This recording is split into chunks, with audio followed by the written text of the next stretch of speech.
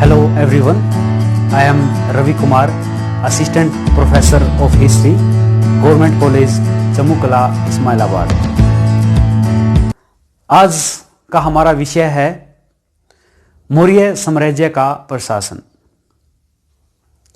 मौर्य साम्राज्य दो चीजों के लिए जाना जाता है। पहला है अशोक द ग्रेट, जिसको हम अशोक महान भी कहते हैं, क्योंकि दुनिया में बहुत कम ऐसे शासक हुए हैं जिन्होंने एक हाथ में शांति और दूसरे हाथ में तलवार को रखा। कहने का मतलब है कि जिन्होंने शांति के साथ साथ युद्ध की नीति को भी अपनाया। हमें यह ध्यान रखना बहुत जरूरी है कि अशोक ने युद्ध का बिल्कुल भी त्याग नहीं किया था।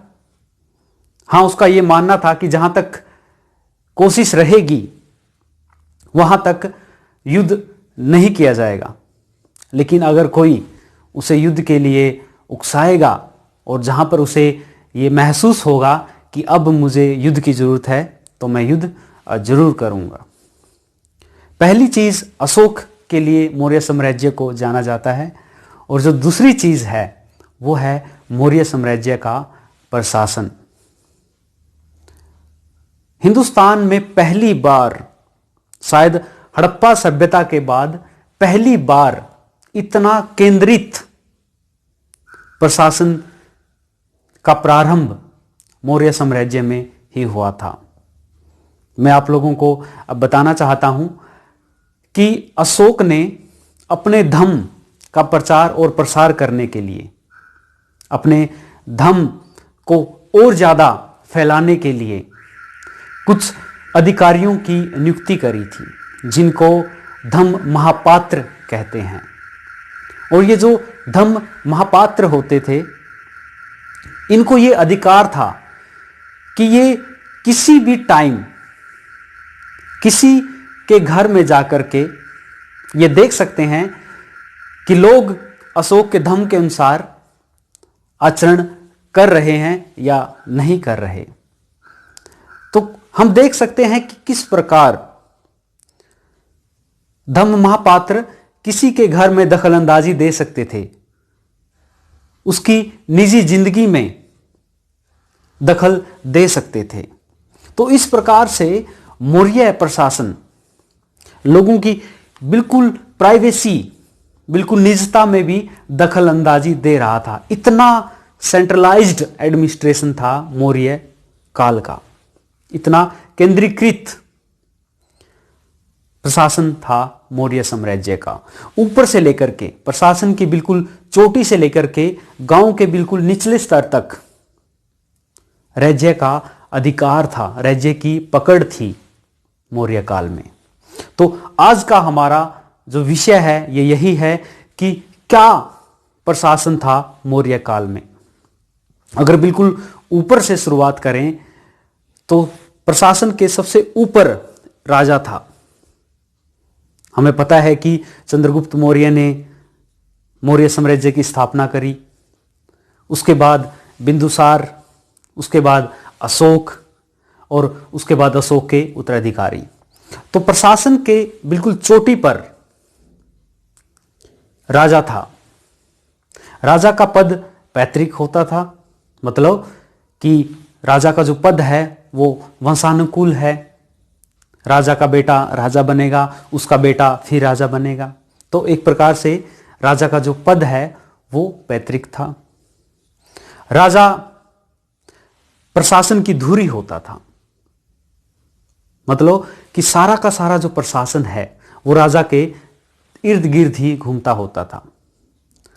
राजा किसी की भी प्रशासन में नियुक्ति कर सकता था, किसी को भी वो पद से हटा सकता था, किसी को वो प्रमोशन दे सकता था, किसी को वो डिमोशन दे सकता था।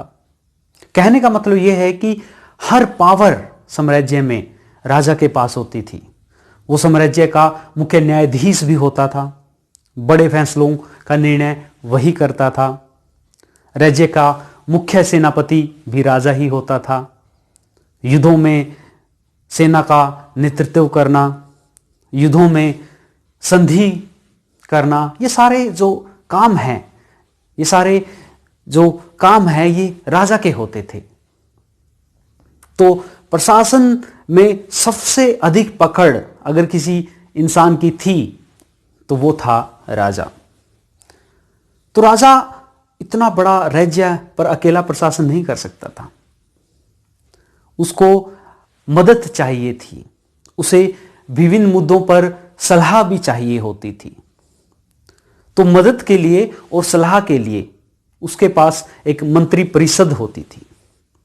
जैसे वर्तमान में हमारे यहाँ हिंदुस्तान में मंत्रिमंडल है यानी कि कैबिनेट है, उसी प्रकार मौर्य काल में राजा को सलाह देने के लिए और उसकी मदद करने के लिए एक मंत्री परिषद होती थी, जिसमें कई मंत्री होते थे। हालांकि संख्या निश्चित नहीं है कि इतने ही मंत्री होंगे, मंत्री कितने भी हो सकते थे, कम भी हो सकते थे या ज़्यादा भी हो सकते थे। और इस मंत्री परिषद का मुख्य काम राजा को राजकीय सलाह देना होता था।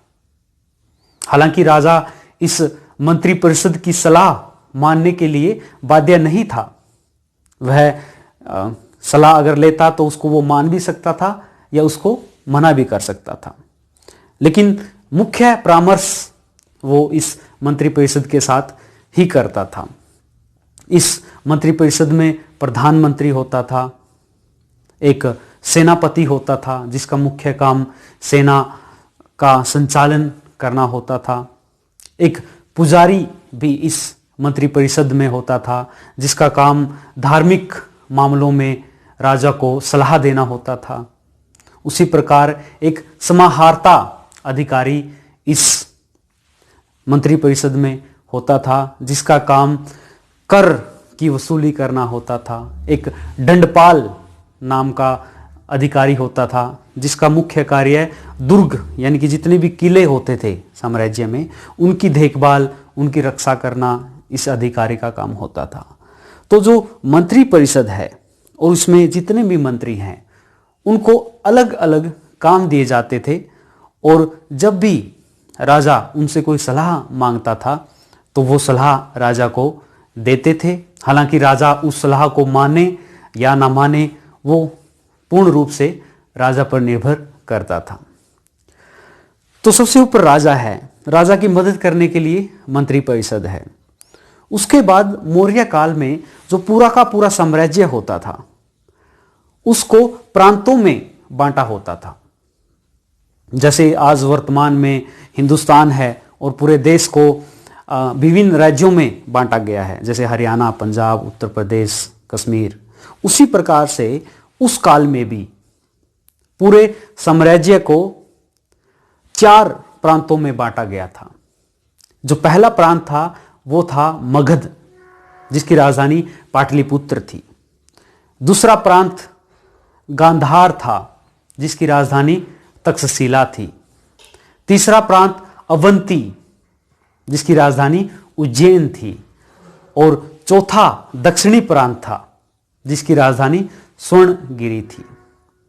इनके अलावा अशोक ने कलिंग का युद्ध लड़ा था और उस कलिंग के युद्ध में उसे विजय भी प्राप्त हुई थी और कलिंग पर उसका कब्जा हो गया था। तो कलिंग को अशोक ने 5वां अपना राज्य का प्रांत बनाया जिसकी राजधानी तोसाली थी। तो कहने का मतलब यह है कि मौर्य साम्राज्य में, मौर्य काल में 5 प्रांत थे जिनकी अलग अलग राजधानियां होती थी। अब प्रश्न ये उठता है कि इन प्रांतों में कौन प्रशासन करता था, क्योंकि जो राजा है वो तो अपनी राजधानी पाटलिपुत्र में रहता था।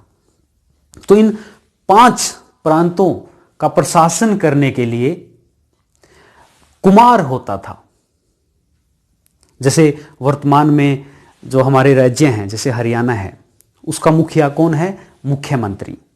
तो उसी प्रकार से उस टाइम में प्रांतों का मुखिया कुमार होता था, और ये जो पद है ये अधिकतर राजकुमारों को ही दिया जाता था। राजकुमार मतलब राजा के बेटे। और इन राजकुमारों का मुख्य काम प्रांतों में शांति व्यवस्था को बनाए रखना था और वहां पर किसी तरह का विद्रोह ना हो, शांति बनी रहे, ये सब देखना राजकुमारों का काम होता था।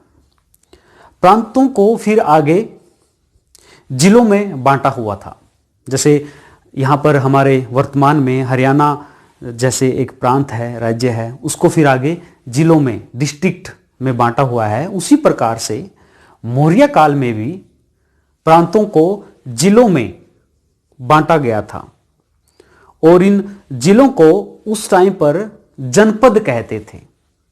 यह शब्द आप लोगों के लिए नया नहीं होना चाहिए, क्योंकि हमें पता है कि पहले जन आई, उसके बाद जनपद आए और उसके बाद महाजनपद आए थे। तो जो जनपद है वो मौर्य काल में जिला होता था एक, और इसका मुखिया प्रादेशिक होता था। जिस प्रकार से वर्तमान में जिले का मुखिया होता है डिस्ट्रिक्ट कलेक्टर यानी कि डीसी, उसी प्रकार से मौर्य काल में भी प्रादेशिक जनपद का मुखिया होता था और इसका मुख्य कार्य जिले में यानी कि जनपद में शांति व्यवस्था को बनाए रखना था। प्रादेशिक की सहायता के लिए एक राजुक नाम का अधिकारी जनपद में होता था, जिसका मुख्य कार्य कर की वसूली करना होता था। जिलों को फिर आगे गांव में बांटा जाता था।